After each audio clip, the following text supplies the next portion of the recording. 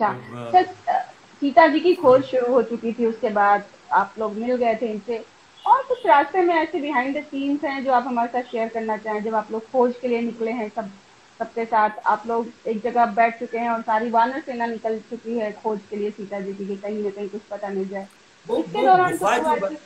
जो गुफा बनाई गई थी ना, वो हाँ हाँ गुफा हाँ। मतलब है कि आप लिटरली देखेंगे ना तो वो ऐसा लगता था कि कोई बहुत ही पुरानी गुफा है, जो मतलब है कि जैसे हम पढ़ते हैं या सुनते हैं या कहीं पे जाते हैं देखने के लिए, तो उस तरह की गुफा बनाई थी। और वो पूरी की पूरी जो है, आप कुछ थर्मोकोल लेके, कुछ एक्रेलिक लेके, और कुछ जो मतलब है कि प्लास्टर ऑफ पेरिस से उस ढंग से पूरी की पूरी क्रिएट की थी। और हम लोग शूटिंग कर रहे थे। अगर आपने देखा हो कि एक गाना था, जब अशोक वाटिका में भी वो गाने के कुछ पोर्शन थे, हम लोगों के ऊपर भी पिक्चराइज हुए थे कुछ पोर्शन, भरत के ऊपर भी हुए थे, कौशल्या के ऊपर भी हुए थे। उसमें बारिश हो रही थी। वो हम्म। बारिश रियल बारिश थी, वो ओ, आर्टिफिशियल बारिश नहीं की थी। हाँ, वो वो जो रियल सीता बारिश जी में किया अशोक गया। वाटिका में बैठी रहती हैं और बारिश आती है? हाँ, वो पूरा एक्चुअली वहीं पे सेट सेट वहीं था ना, अच्छा, जहाँ हाँ हाँ उमरगांव में ही हाँ था हाँ, ना, वो तो स्टूडियो एक के ही। अंदर ही था ना। उस स्टूडियो हाँ के हाँ अंदर हाँ। एक जगह ओपन में वो सेट लगाया गया था जहाँ पे अशोक वाटिका बनी थी, और एक तरफ जो हम्म, था वो हम लोगों का ये गुफा वाला सेट था, है ना। अच्छा। तो, तो सोचिए आप कि कैसे इमेजिन करना पड़ता है एक्टर को, कि सामने दिख रहा है कि ये अशोक वाटिका है, यहाँ सीता है, हम यहाँ पे हैं, पर इमेजिन करना है कि लंका में है। और आप समझ। सोचिए कि मतलब है कि ये जो माया नगरी है, बड़ी अजीब सी नगरी है, कि आप सामने भी होके उसको उस ढंग से नहीं देख पाते हैं जिस ढंग से आपने देखना चाहिए। पता है आपको कि सामने बिल्कुल ऐसा था कि ये अशोक वाटिका और ये हम लोगों की गुफा थी, है ना। तो बारिश का हम्म। मौसम था, तो बारिश दोनों जगह हो रही थी। ओके, और एक चीज और आपने बहुत इंटरेस्टिंग शेयर किया है, जो ऑडियंस आए थे और उनके लिए बहुत अच्छी व्यवस्था की गई थी सेट पर। जी जी जी। हाँ हाँ, वो तो कमाल ही चीज है। आपको यकीन नहीं होगा, रामायण की पॉपुलैरिटी पीक पे थी, बिल्कुल पीक पे, जो 30-40 एपिसोड जाने के बाद में इतनी पीक पे हो गई थी कि हर जगह पे मतलब है कि जो उमरगांव एक टूरिस्ट स्पॉट बन गया था।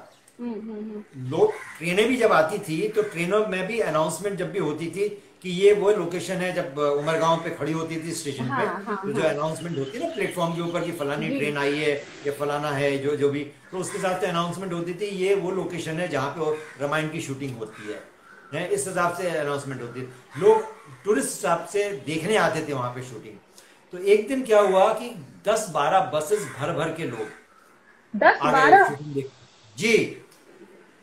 और आके वहां पे गेट गेट था, ऐसे स्टूडियो के अंदर नहीं आ सकते थे, गेट था, तो गेट पे आके उनका जो भी मेन आदमी होगा, उसने डिमांड शुरू कर दी कि भाई हम लोग आए हैं राजस्थान से, पता नहीं कहाँ से, तो इसलिए हाँ। हम लोग शूटिंग देखना चाहते हैं, और हम लोगों को रूम दिया जाए ठहरने के लिए, और हम लोगों को मतलब है कि सारा नहाने धोने की व्यवस्था की जाए।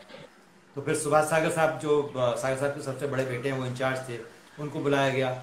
उन्होंने मिले, उनसे बात की, उनसे पूछा, तो उन्होंने कहा भाई हम लोग फलाने, तकरीबन कम से कम मेरे हिसाब से कुछ 14-15 घंटे की जर्नी करके आए थे वो लोग, सोचिए आप।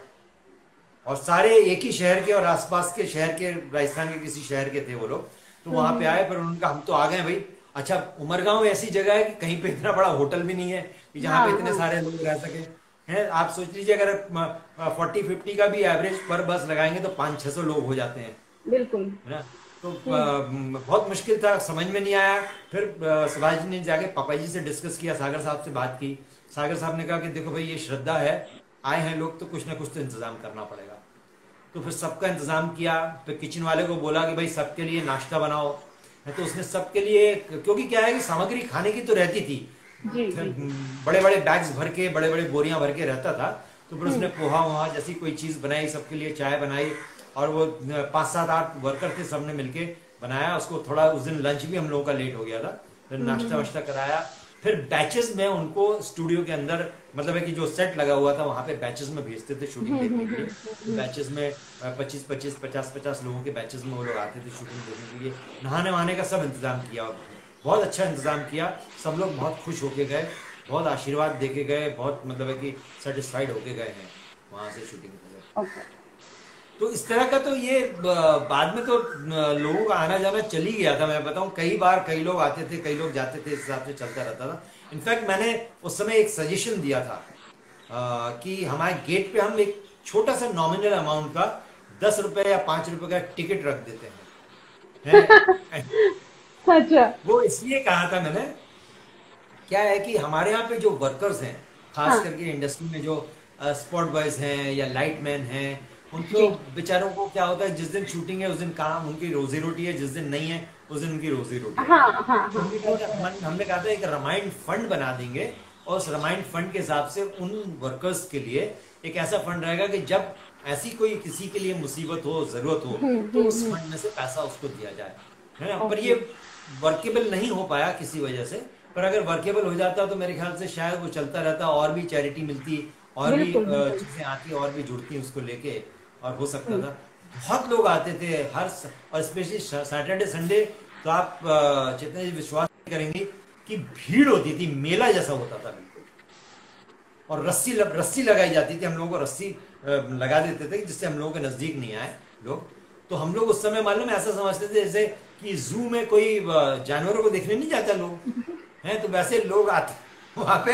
और कभी हम लोग रूम से बाहर निकले या सेट पे जा रहे हैं, ए वो देखो लक्ष्मण है, वो देखो राम जा रहा है, तो ऐसा करते हैं जैसे बोलते हैं ना शेर जा रहा है, वो मतलब है कि चीता है या फिर हाथी है, ऐसा ऐसा ऐसा बिहेव होता था हम लोग। इंटरेस्टिंग था, इट वाज डेफिनेटली इंटरेस्टिंग।